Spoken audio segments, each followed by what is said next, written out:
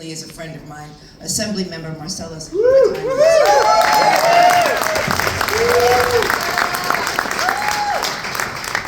years ago, there were no Starbucks. 20 years ago, the tallest building in Brooklyn was the Williamsburg Bank Building, and our saying was, "Don't block the clock." Remember that, Patty? Yeah. Yeah. 20 years ago, before the development of downtown Brooklyn. 20 years ago, before Hamburger Alley on Flatbush Avenue near the arena. 20 years ago, there was a Freddy's Bar. And 20 years ago, we stood tall. And Patty, I have to disagree with you. We did win because we went up against a force, a mighty force, and we stood together. And we were ultimately vindicated because that entire project was not built. And we all know that project was focused on one thing and one thing only. And that was a basketball arena for one of the worst teams in the NBA.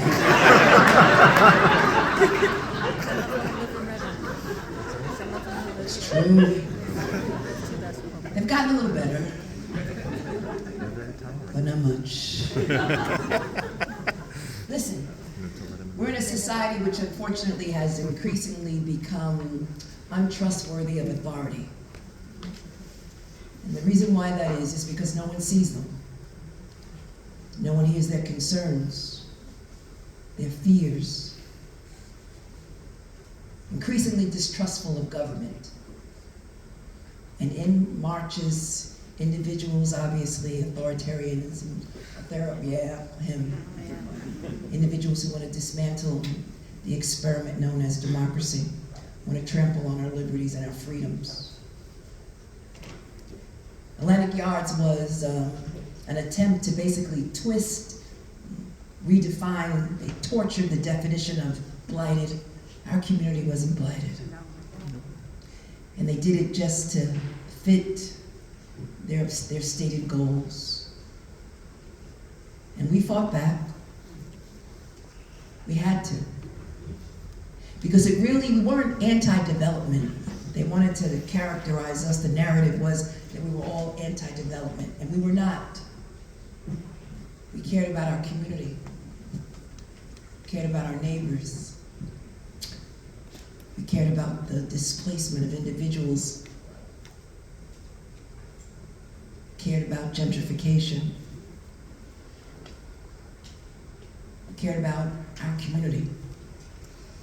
20 years ago, this project divided our community along racial lines because there was all this noise about jobs and economic development.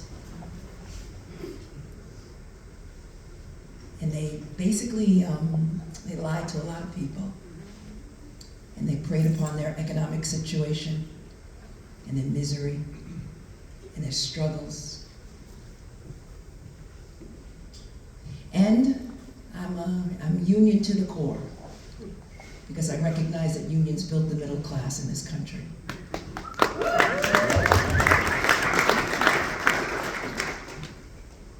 But a number of unions obviously turned on me. I remember one day there was a demonstration in and around the rail yards, and I remember the construction workers locking me in my car. Slamming my car and yelling at me and spitting on my car. And they wouldn't let me out.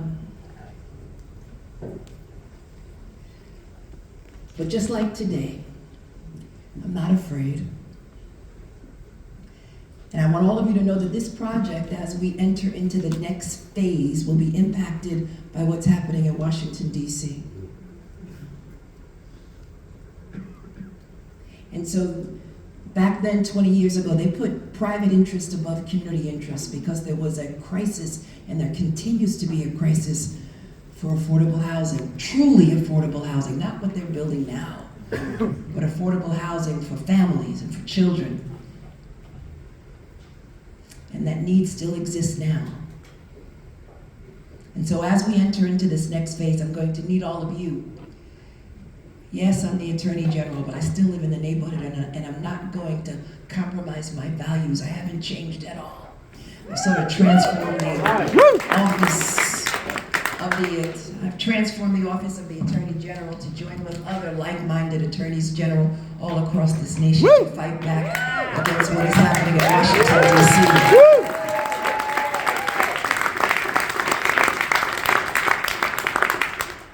But I'm still Tish, and my values haven't changed. And so we've got to stay together. We've got to come back together because there is a new construction firm, new development plan for the rail yards which remain fallow. Remember the rail yards that were blighted? Yeah, those. And so the plan is to build over the rail yards. And so we've got to come together to make sure that they build it right and they build it truly for individuals who need affordable housing, workforce housing, housing for women and children, housing for individuals who are homeless, housing for individuals who are victims of domestic violence, housing for individuals who are living in our shelters right now. Housing.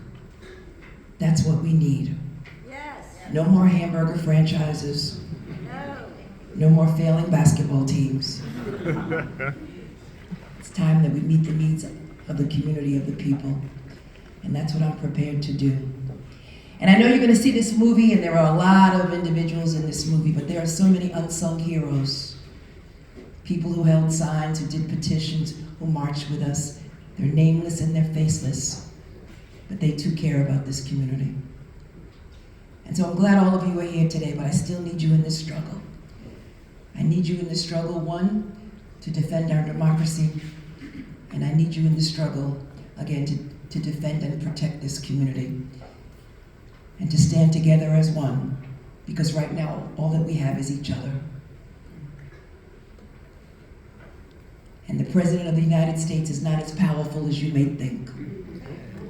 The reality is that the power really lies in our hands. And the question that I pose to each and every one of you is, what are you going to do with the power that's in your hands?